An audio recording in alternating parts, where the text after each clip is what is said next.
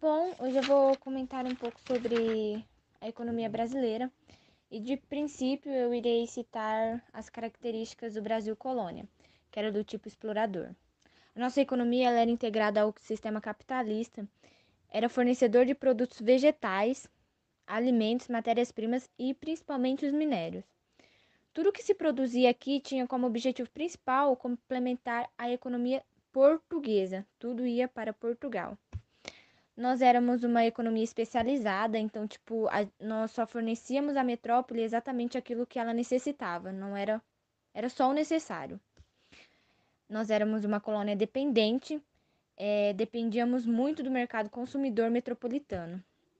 A nossa economia era baseada principalmente pelo açúcar, engenho e mão de obra escrava.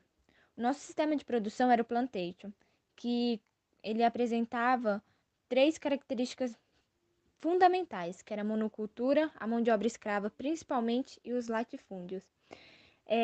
Praticamente os negros que foram escravizados carregaram o Brasil nas costas durante anos. Por mais que não tenha ficado muitas das riquezas para a gente, ele foi o que carregou o Brasil. Foram eles. E também vou comentar algumas características da economia brasileira nos dias atuais. A nossa produção agrícola ela ainda é muito elevada, o que faz de nós um dos principais exportadores de soja do mundo.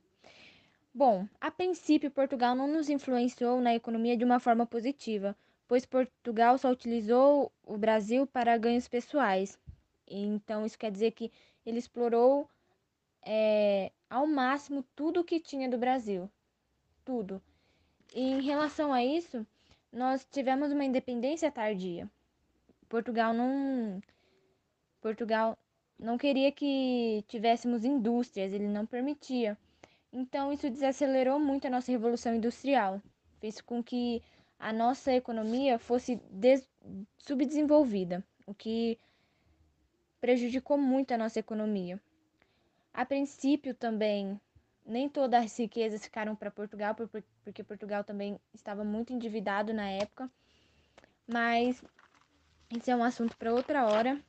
E eu acho que mais ou menos o que a gente pode falar sobre a economia brasileira é isso. Primeiramente, um bom dia. Aqui quem tá falando é o Mike. Eu vou estar falando sobre a cultura no período colonial e como ela nos influenciou nos dias de hoje. O Brasil é um país com enorme diversidade cultural, e um dos períodos que mais contribuiu com isso foi o colonial. As tribos indígenas, que são os verdadeiros donos do Brasil, possuem uma cultura extremamente vasta, que foi completamente oprimida com a chegada dos portugueses.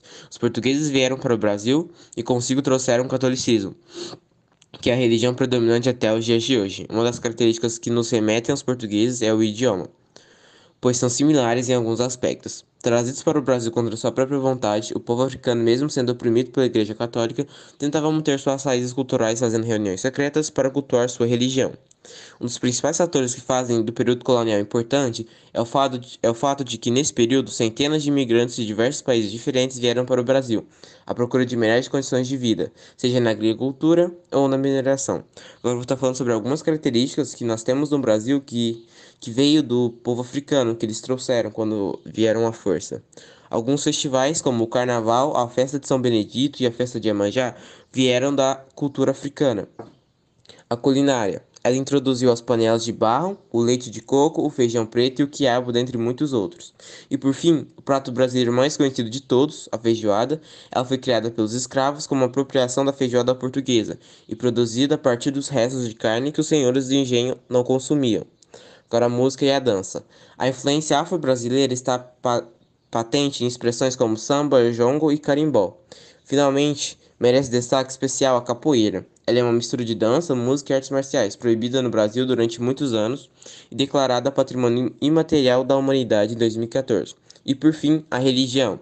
A religião afro-brasileira se caracterizou pelo sincretismo com o catolicismo, donde unia aspectos do cristianismo às duas tradições religiosas. Isso ocorreu para que eles pudessem realizar as práticas religiosas africanas secretamente, associação de santos com orixás, uma vez que a conversão era apenas aparente. Assim nasceram o sincretismo, batuqué, xambá, macumbá e umbanda, enquanto se preservaram algumas variações africanas de quimbandá, cabula e o candomblé. Muito obrigado pela atenção, e é isso. Primeiramente, um bom dia a todos. Eu vou falar sobre os aspectos sociais do Brasil colônia nos dias de hoje.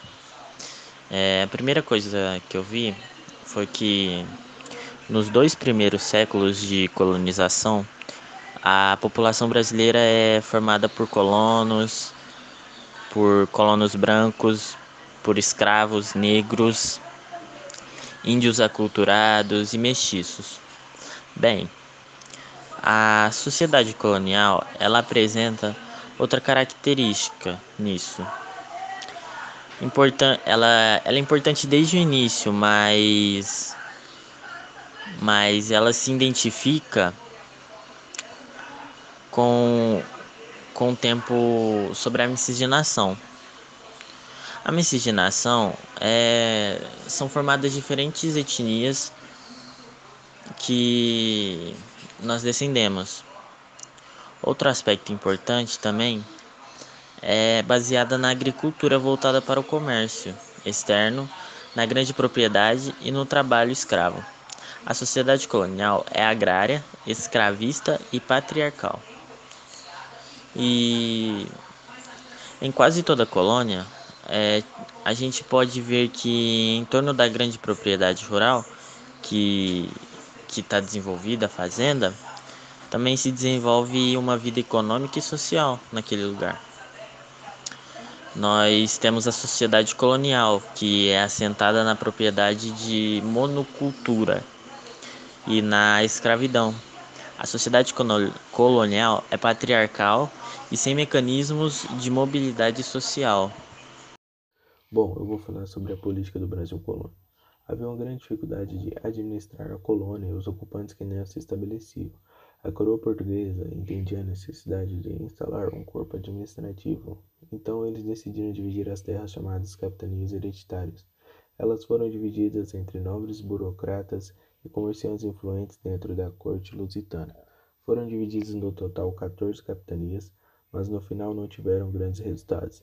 Então a coroa portuguesa decidiu instalar um novo corpo administrativo que pudesse organizar de perto a imensa extensão territorial que se formava com posse do Império Português, sobretudo após o fracasso dos sistemas das capitanias. Foi nesse contexto que, em março de 1549, Tomé de Souza aportou no litoral brasileiro com a missão de desempenhar uma série de funções administrativas, com defesa, estímulo à produção agrícola, relacionamento com indígenas e a fundação de uma capital colonial, designada na época como Salvador da Bahia de Todos os Santos, atual Salvador. Tomé de Souza assumiu o cargo de governador-geral. Junto ao governador-geral veio também a Companhia de Jesus, com o objetivo de catequizar, pacificar os povos indígenas. Os jesuítas fundaram em 1553 o Colégio dos Jesuítas na Bahia. Apesar do relativo êxito da centralização da administração com o governo geral, que era um português nomeado pela coroa para o cargo, as condições de comunicação e transportes no século XVI eram extremamente precárias. Isso dificultava bastante o controle administrativo. Esse modelo de administração durou até a chegada da família real no Brasil em 1808. Bom, com a chegada da família real, teve algumas mudanças no governo geral. Uma delas foi algumas leis que eram impostas no Império Português, que passou a ser impostas também no governo. Após 17 anos da família real estar no Brasil, ela percebeu que o corpo administrativo que ela tinha imposto dava para eles continuarem em frente sem que Portugal continuasse com eles. Então Portugal assim declarou a independência do Brasil e assim voltando novamente para seu país de origem.